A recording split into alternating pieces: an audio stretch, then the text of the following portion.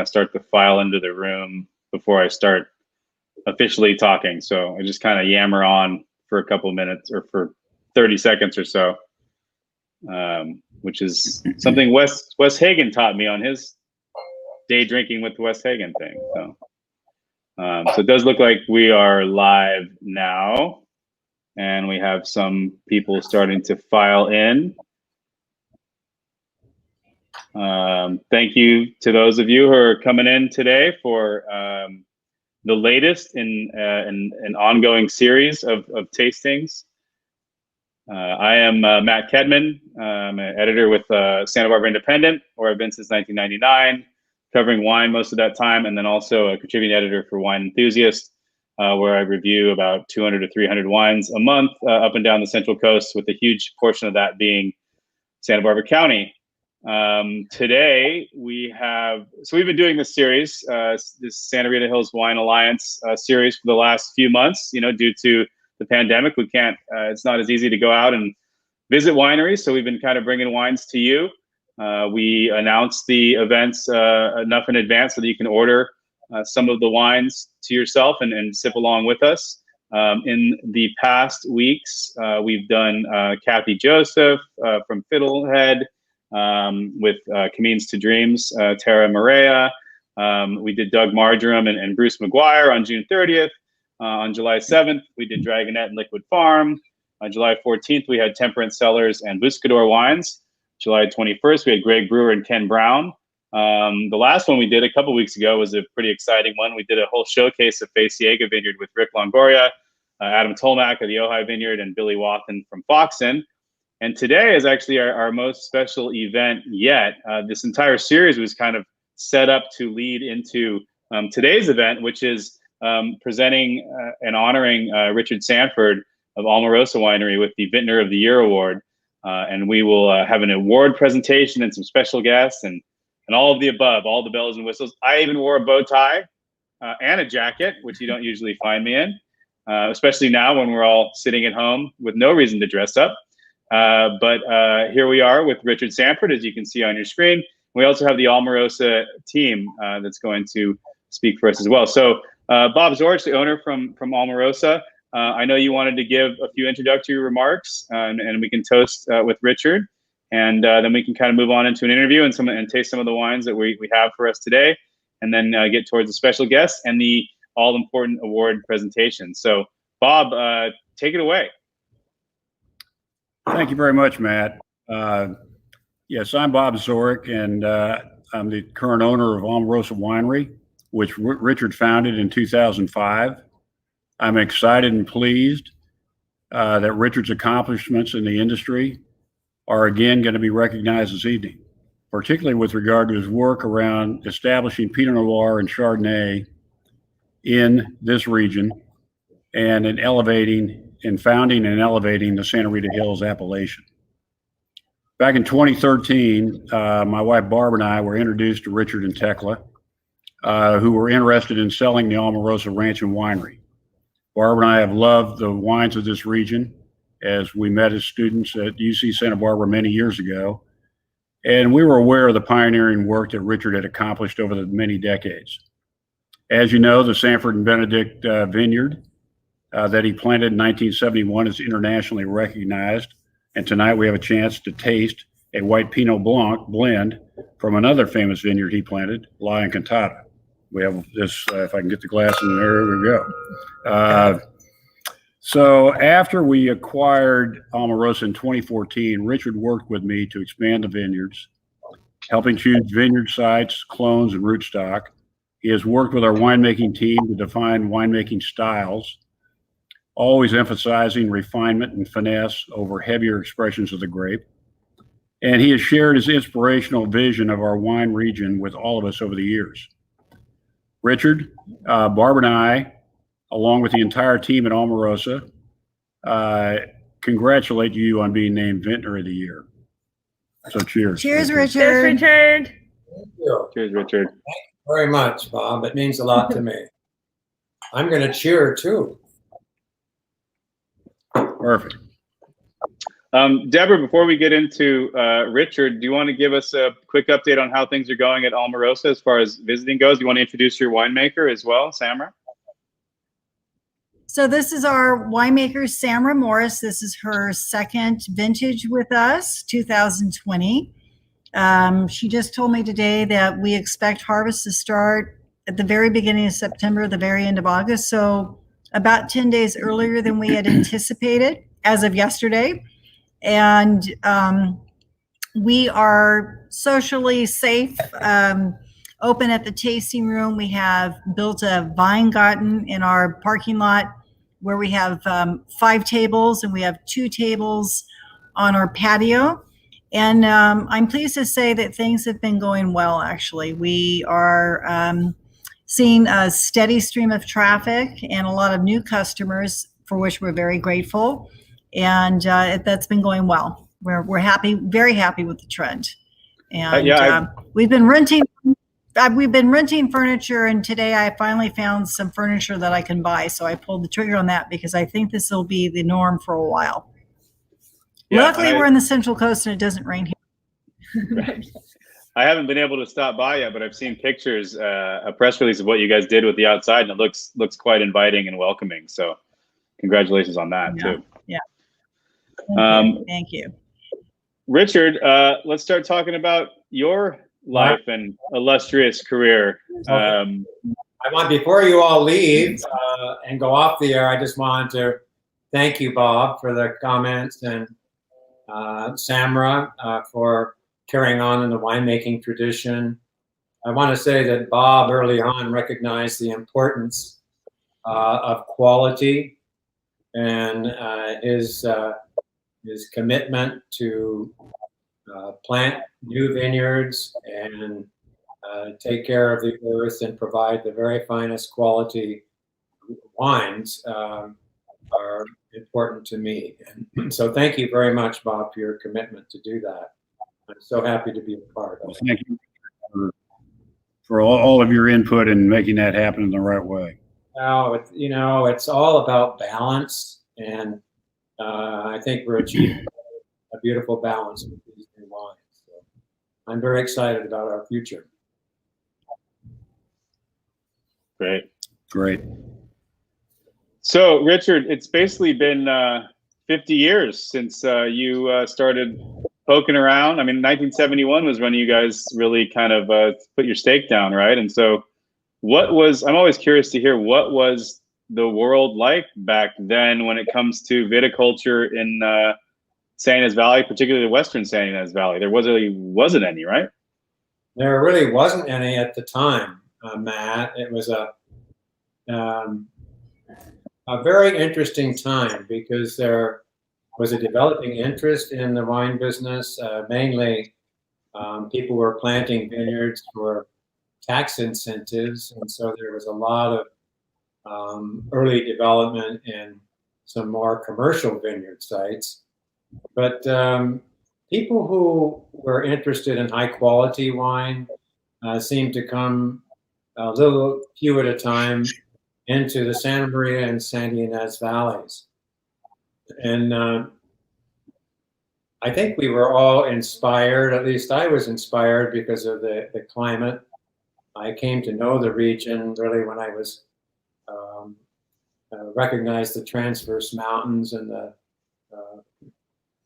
onshore flow of air coming from the Pacific that made a cooling trend.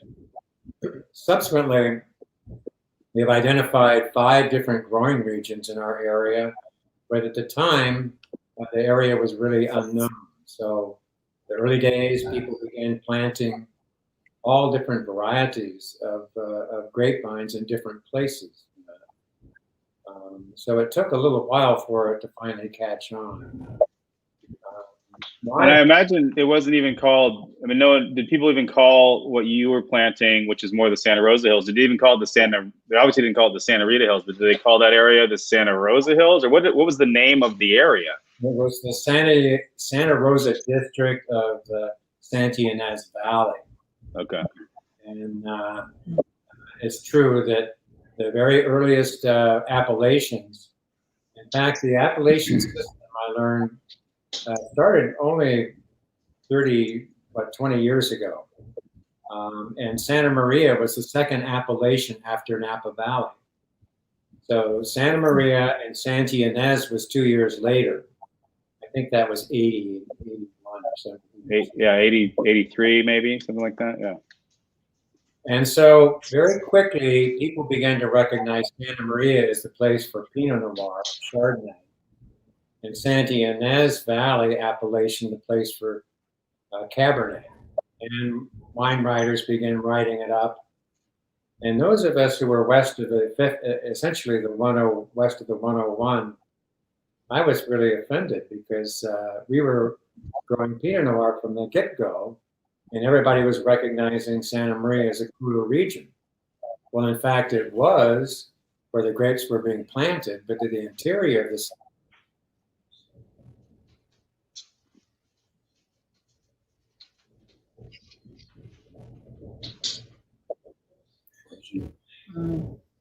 Did I lose them? Maybe a frozen. Richard's frozen. Hmm.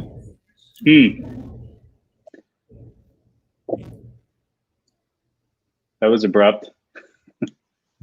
While Richard gets his internet back going, Deborah, tell us a little bit about this Blanc. We might as well start drinking some wine while we wait for Richard.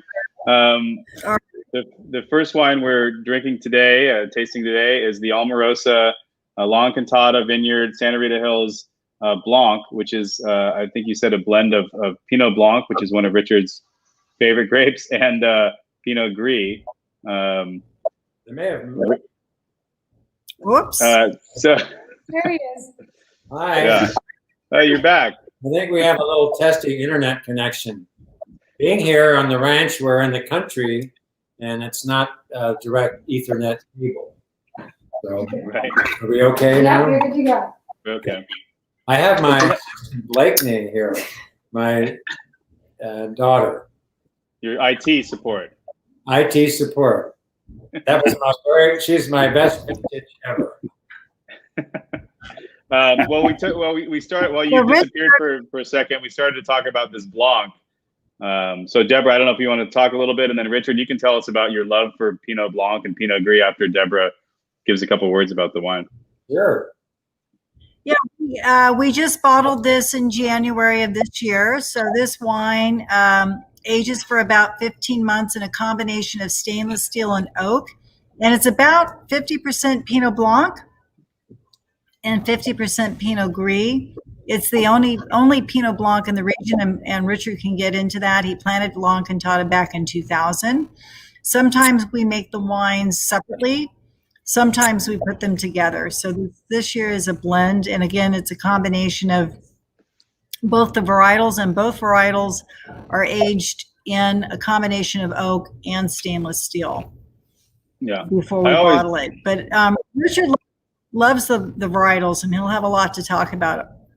Great. Yeah. And I always love alternatives to kind of the mainstream. And Chardonnay, obviously, from the Santa Rita Hills is fantastic, but to find, Pinot Blanc and Pinot Gris and other grapes that still can kind of express that cool climate aspect and really thrive in it is always fun and exciting to me. And it must be exciting for visitors to the area too. So Richard, tell us about your love for Pinot Blanc. I mean, your whole story is often wrapped around Pinot Noir, because that 1976 Sanford and Benedict is the one that turned all the eyes toward the region. But clearly you have a love for Pinot Blanc and other grapes too. So tell us about the grape, and tell us about why you planted it at Encantada.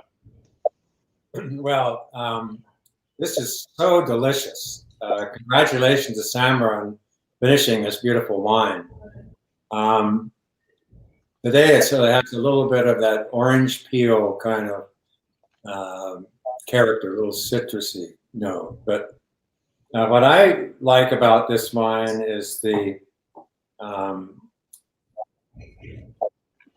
earthiness of it. It's got sort of acidity that's so bright, at the same time it's subtle. It's a creaminess to it. There's something about Pinot Blanc that, the almost almond-like character to it. I like this almost nectarine-like that Pinot Blanc gives. But this was planted in year 2000. We had about 100 acres of Pinot Noir, and we planted an acre and a half Pinot Blanc and an acre and a half of Pinot Gris, originally for co-fermentation with the Pinot Noir. Truthfully, it was to give more color to Pinot Noir. That's what people were doing at that time. It turned out that our Pinot Noir didn't need the extra color, so we kept it separate. And I was taken so much with the minerality of this wine. And it's on a talus slope at the bottom of a hill at the Encantada Vineyard. Both the Pinot Gris and Pinot Blanc are probably one of the warmest parts of the vineyard. It's still, that steeliness comes off so beautifully with the suppleness of the fruit. There's almost a Viognier-like oiliness that the wine has, but not as much as Viognier. Right. So you plant the vineyard in 71, you get the attention into 76, and it goes on. When does, and then you separate from Sanford and Benedict, you start Sanford Winery, et cetera, et cetera. But when do you start to see, I don't want to say copycats because that's kind of a pejorative, but when are other people coming in and saying, hey, we should be planting vines in the Santa Rita Hills too? I mean, I know the 90s, there's kind of a boom. Is there anything much before that? No, I think it took a few years for people to recognize, and people began nosing around here a little bit. I think it really was because of that 1976 Pinot Noir. It really made a lot of people raise their eyebrows about the region. And there was I think the California Vintage Wine Society was very active at that time. And some of their people came here and tasted those wines and were overwhelmed with the quality. So the word began to spread. But something I thought a lot about, Matt, recently, and we should talk more about it, is the genesis of this region. In some aspects, there were big corporate kind of vineyard plantings in some regions, but there were also a lot of very small producers that were beginning to develop their own winemaking. And largely the passion for this and the pattern for this was European. I remember there's a very interesting connection in this region with Charlie Fairbanks, who is the brother-in-law of Aubert de Valent of Romani-Conti. And so early on, there was a connection with winemaking culture, fine winemaking, particularly Burgundy, with our region. And through Aubert, I met Jacques Cess and eventually Guy Wasserman. And we were cultivating a relationship with the Burgundians. So the winemaking here in this region was very, very deep. I remember building our fermenters out of American white oak that I found in Los Angeles. And my friend Gary Gordon built the fermenters at Sanford and Benedict in the hot tub factory in Santa Barbara. It was a great period of time of discovery. And those very first wines fermenting in those beautiful giant hot tubs. It was the first time that French oak was being used entirely. Dick Graff had been bringing barrels in. Hansel and wineries like that brought French oak earlier on. But Dick Graff was really making a commitment to quality oak in wines. So it was a real, Margaret Mondavi used to call it a a naissance. It wasn't a renaissance of wine in America. It was naissance. It was the very beginning of wine in America. And I'm so grateful for the experience of being through these 50 years and being with the likes of Margaret and Robert Mondavi, when we all started the American Institute of Wine together, and with Julia Child and Robert Huttenbach from the university. So I imagine that when it's speaking specifically about the Santa Rita Hills, the kind of tumultuous nature of the region probably is what didn't allow bigger corporate interests to come in and plan a lot of it, right? Because there weren't these big open swaths of land. It was all hillside and cliffside, and it made it a little more difficult. You know what? That's a really interesting perception, because a lot of the early grape growing out here was from the Central Valley, because people in Delano and that area had a connection with the Central Coast, because that's the first beach that you reach when you're coming out to the coastline. And so the early days of wine growing, the rows were 12 feet wide, and they went about as far as you could see. And my first vineyard plantings were that way, because that's the way it was done those days. 12 feet wide and as far as you could drive on a tractor, until you had to turn around. And that's efficiency. But over time, we've recognized that we really have to look at a vineyard in accordance with the slope that it's on. And in the early days, we were planting vineyards east to west. That was the nature of planting that was preferred, because it was planted into the wind, and the wind would protect the vines. And then there was a lot of work done on insulation of grapevines, and it was decided that north-south is the key to planting. So everybody went to north-south. And so people have changed depending upon what the systems that are promoted or people approve of or people have good success with. Right. There's been a lot of trial and error, and it is true. And I have to thank Margaret for naissance, that this was the very beginning. And people are still trying new concepts. Right. Well, out of, golly, there's some very exciting by the young winemakers in the region. Yeah. So it keeps it exciting. And so by the late 90s, there's a movement to start the Santa Rita Hills as an appellation. And I know you were a big part of that. So tell us a little bit about that. But I also want to hear, in maybe a shortened version, because we do have some special guests coming in about 10 minutes, the story of how you saved the Santa Rita Hills appellation name, which I think is a great story. I don't think enough people know it. So tell us a little bit about how that movement started to start an appellation, because it was the first sub-AVA of the San Ynez Valley. So you started a kind of a wave of AVA creations. But then also the name was approved, and the Chileans got angry about it. So tell us that story. Well, it was a lot of innocence out here. We decided we just have to differentiate ourselves. There was enough. There were enough of us out west. Brian Babcock was one of them, and Rick Longoria. We decided Wes Hagen became the scribe of the outfit. I was the chairman. It was an ad hoc committee we put together to form the appellation in the first place. And we were so relieved when it was finally accepted, and we had lots of glee for about 6 months until Tucker receives a phone call from the Justice Department on a Saturday morning. Said, "Richard, what have you done now?"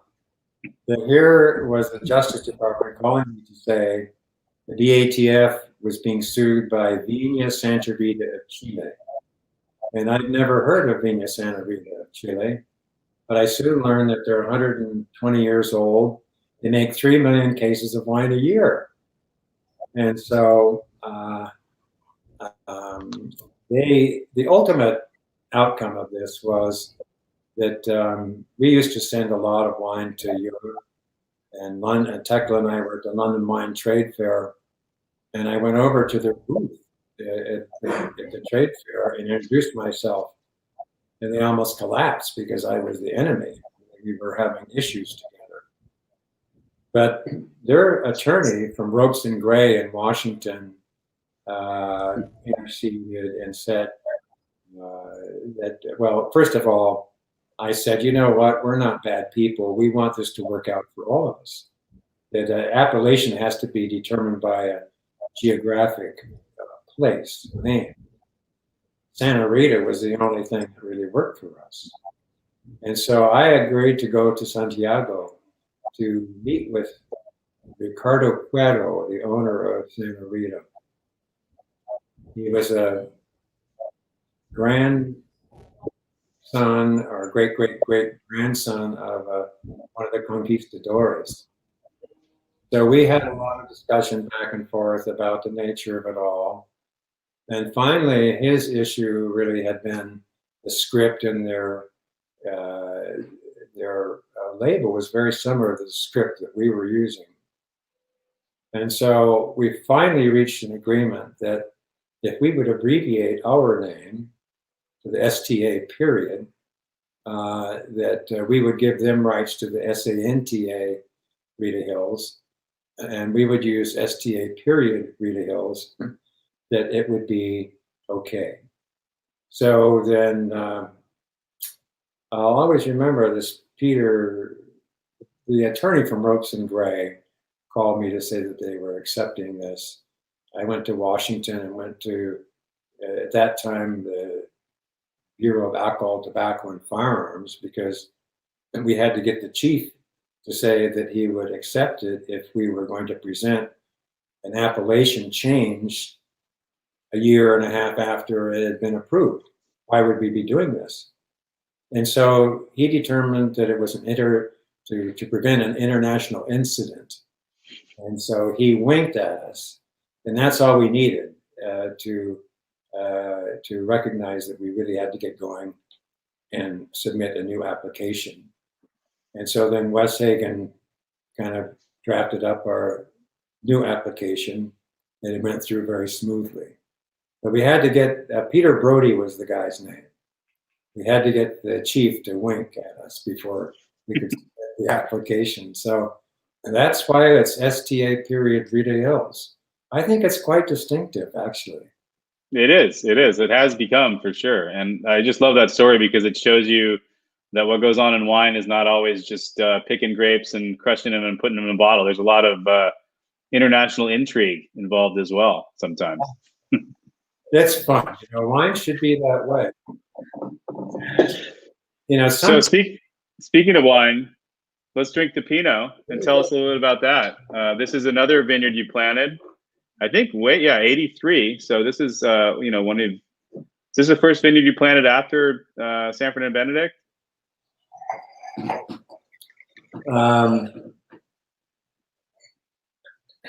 I was just enjoying that Pinot Blanc so much. This is the Pinot Noir from the El Jabali Vineyard. Can you see that, Matt? Yep, I have one too. This great label. I see bottles all over the place. This is a depiction of the Santa Rita Hills with an SANTA. That's a real place.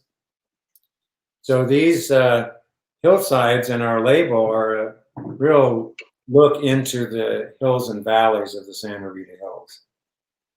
But I have to say that my partner in all of these has been my best cheerleader and best critic, my wife Tekla.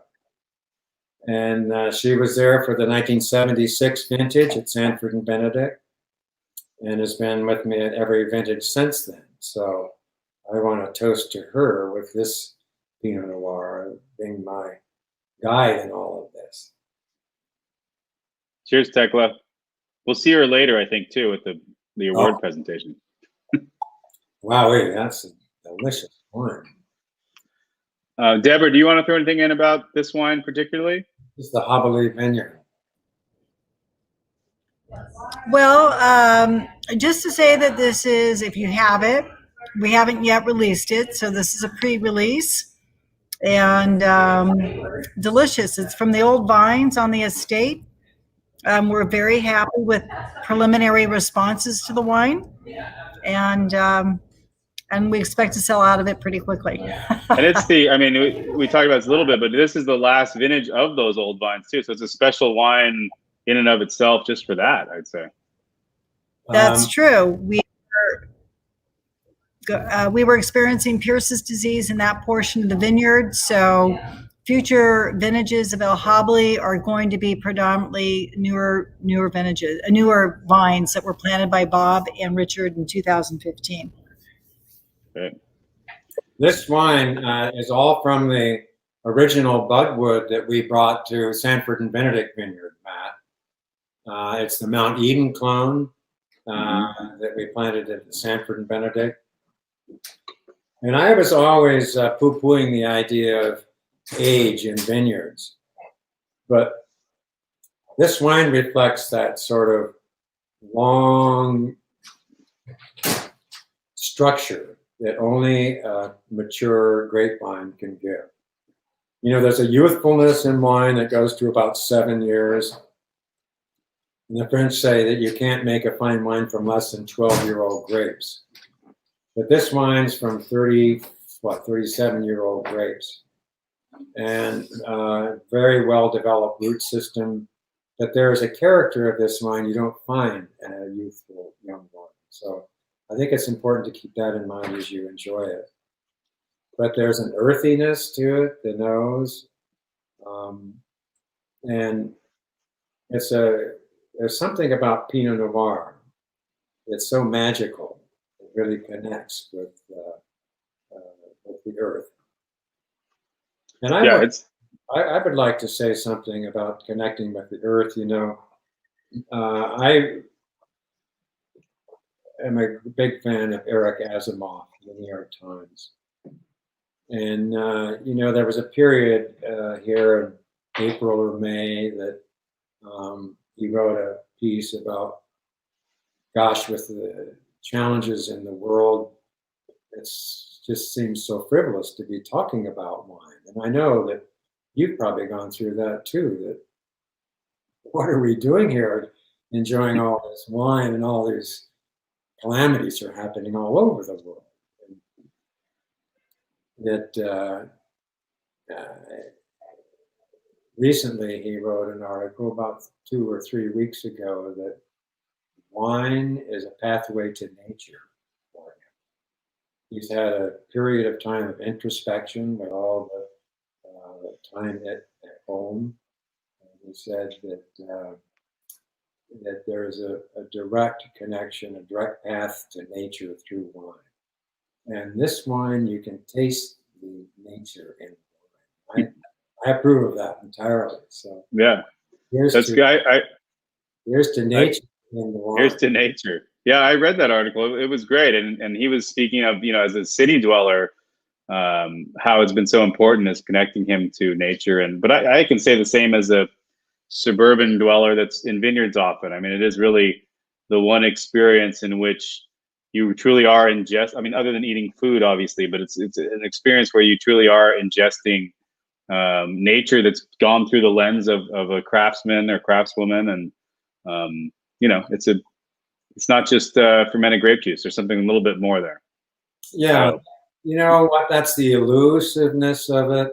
That's the excitement of it. That's the challenge of it. And every vintage is a new challenge, you know, with all these different variables that have to be balanced. And thankfully we have in our region, and I'm so grateful for the climate that we have that tempers our heat and tempers the sun.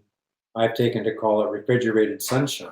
It's a beautiful climate where fog comes in the evening, and it only burns off about 10 or 11. So we've got this climate that is so conducive to this great variety. It's just very special.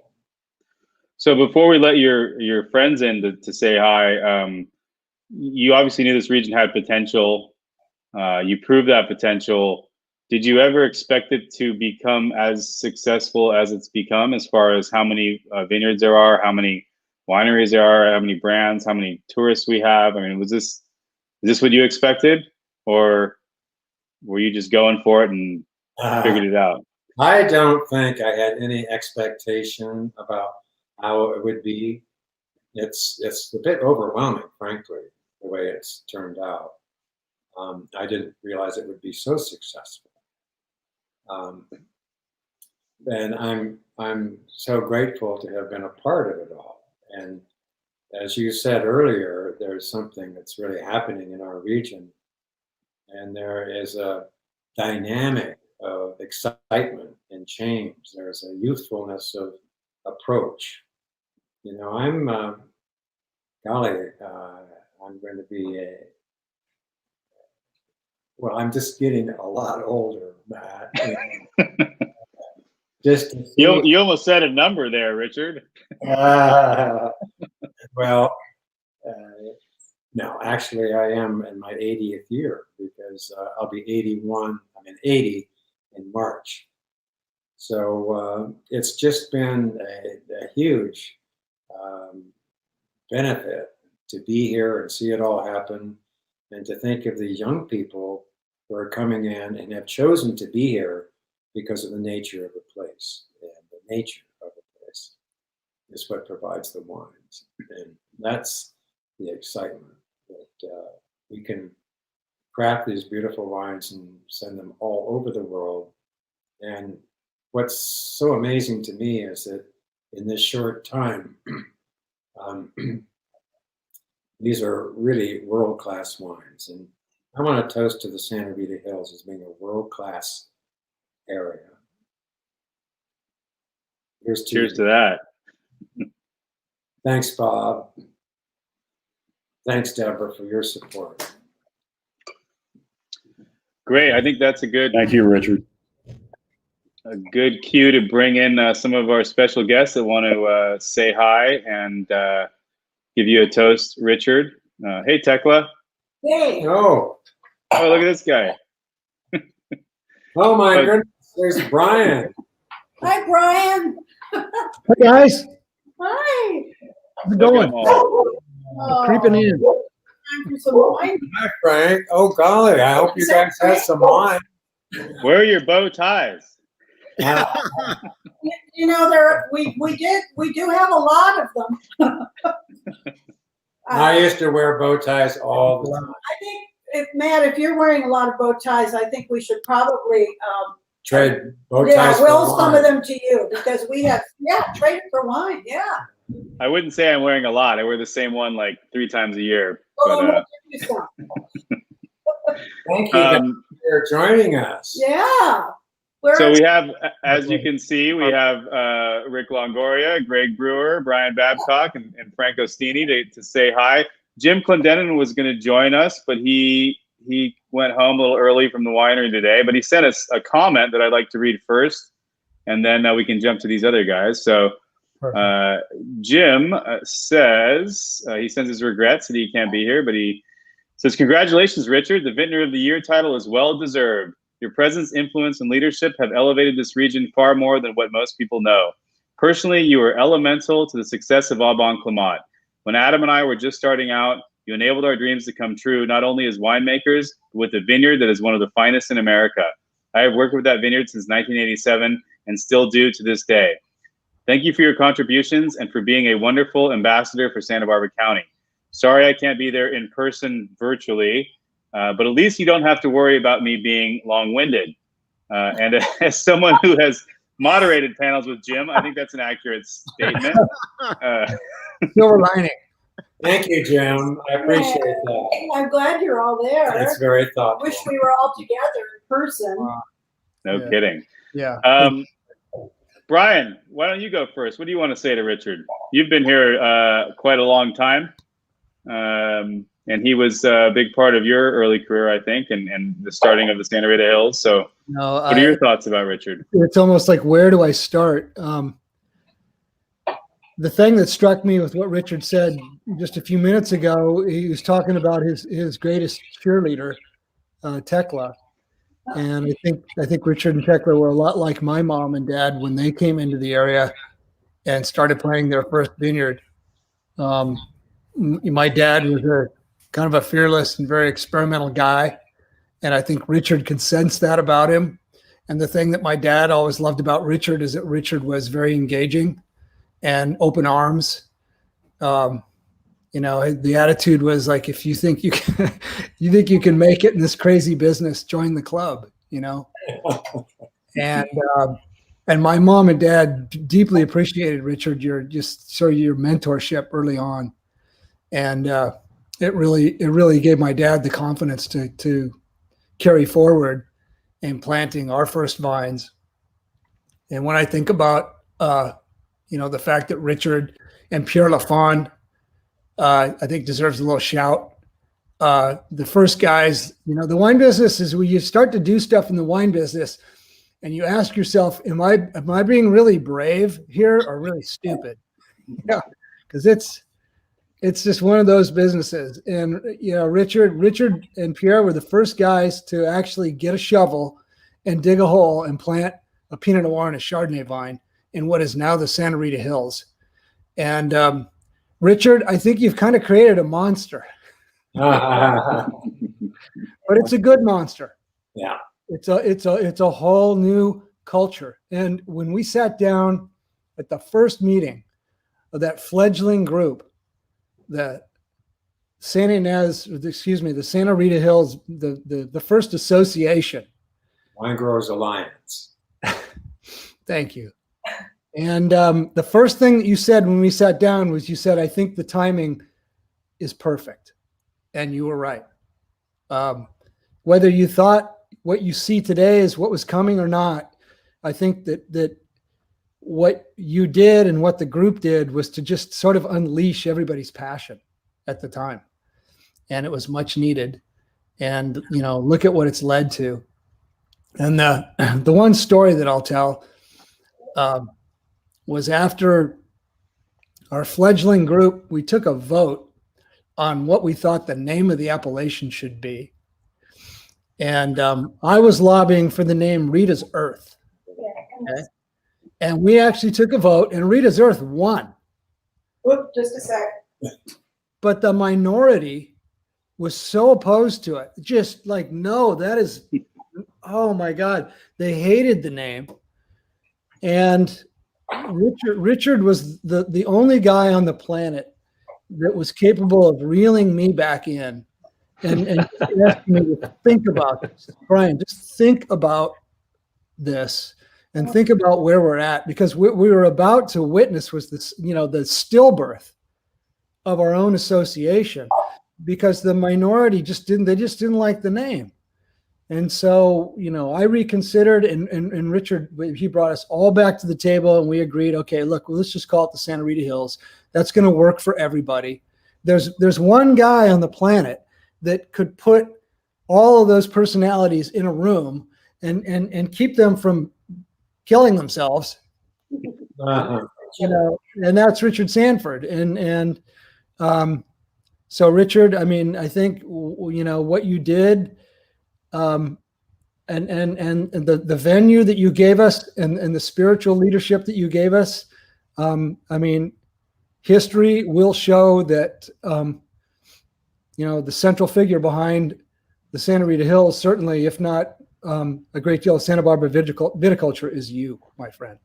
So thank you. Absolutely. Wonderful tribute. Thank you so much. I appreciate that.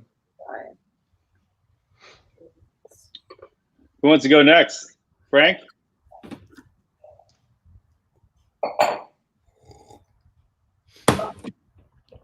Hold on, you're still muted for some reason.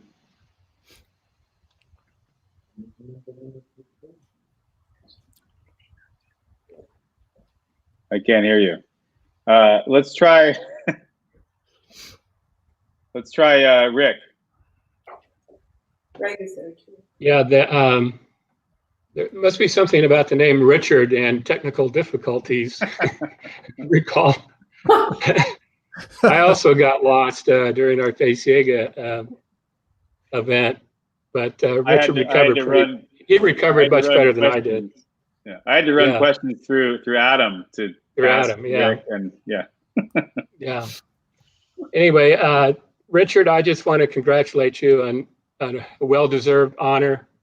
I concur with Brian. Without your vision and your leadership, the Santa Rita Hills AVA and the Alliance would not exist. That to me is just Not as a truth.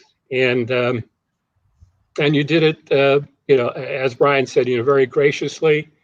You conducted meetings that were productive, and you kept everybody in line, and it just really moved everything along like it should have. And we're indebted to your leadership. And this is an opportunity for me to reflect on how long we've known each other, and it's 44 years now. Right. Having met you in '76 at Sanford and Benedict Vineyard in the winery there. And I have just many, many wonderful memories of our growing up together in this wine industry.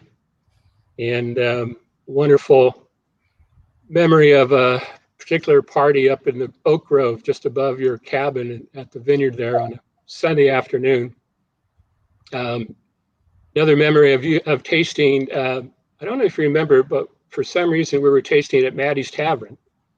We had this sort of informal tasting group. I think it might have been Fred Brander, yourself, perhaps Michael.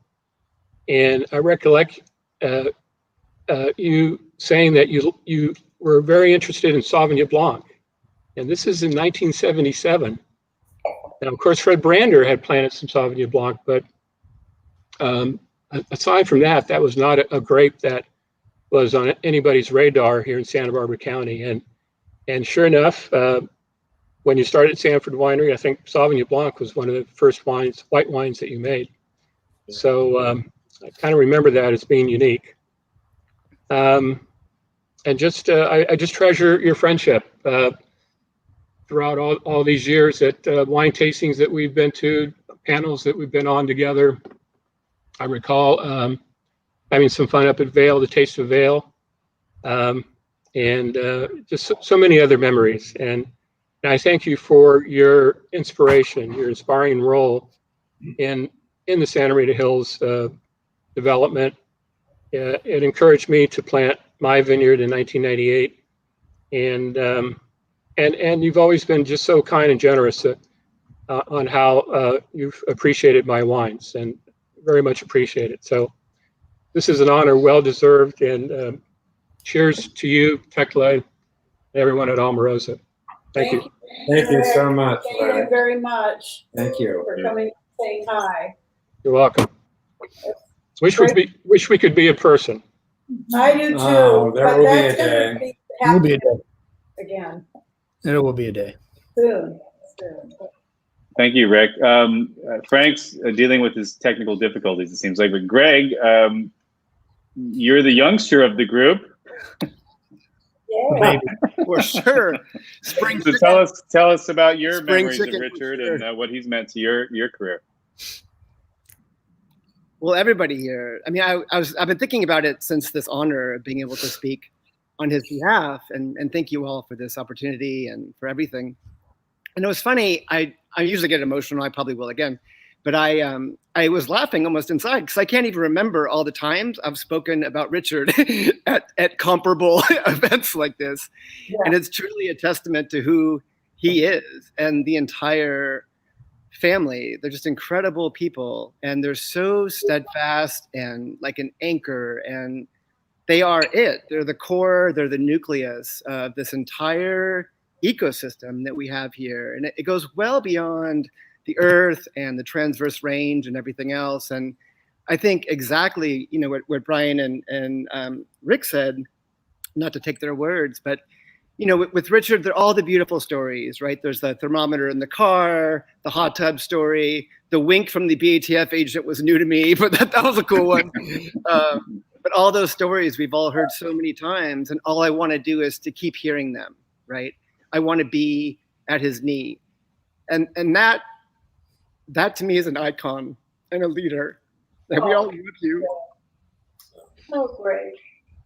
We all love you. And I remember in I'm really choked up because Brian never is. I remember in 2005. In front of the gods. Yeah.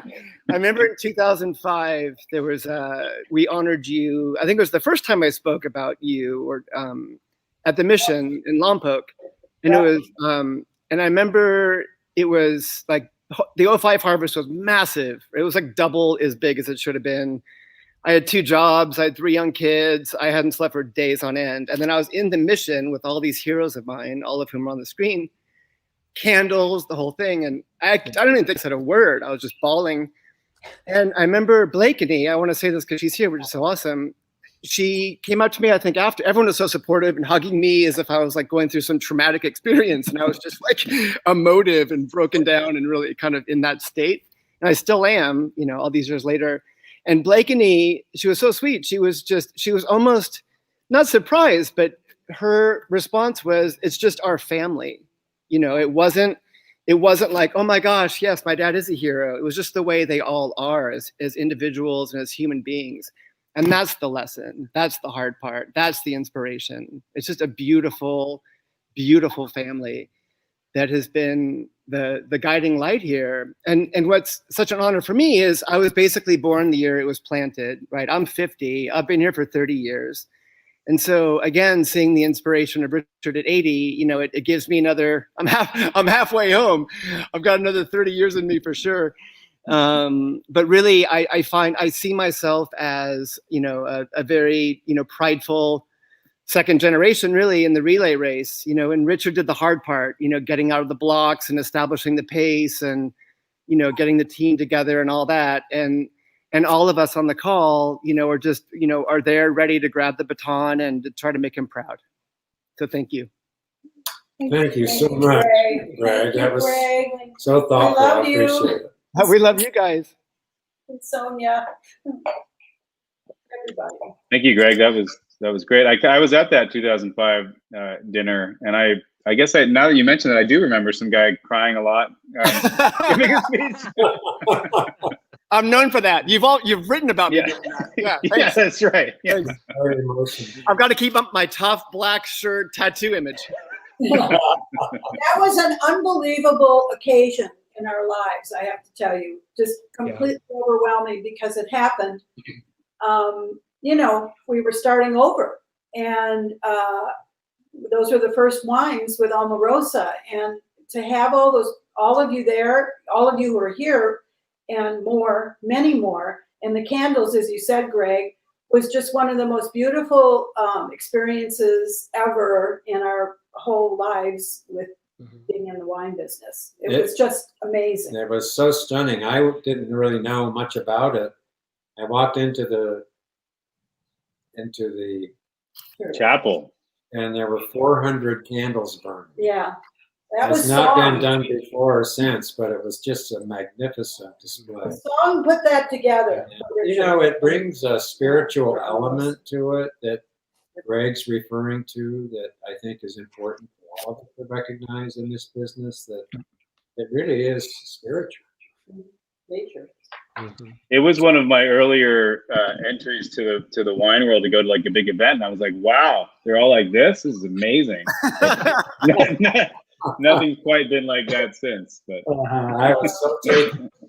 Appreciate it. Frank, did you? Can we hear you now? No. Do you have your speaker? Do you have your mic on? Do you have an IT support? Oh, that's too bad. That's too bad. Oh, Big heart. Big Anytime. heart from Love Frank.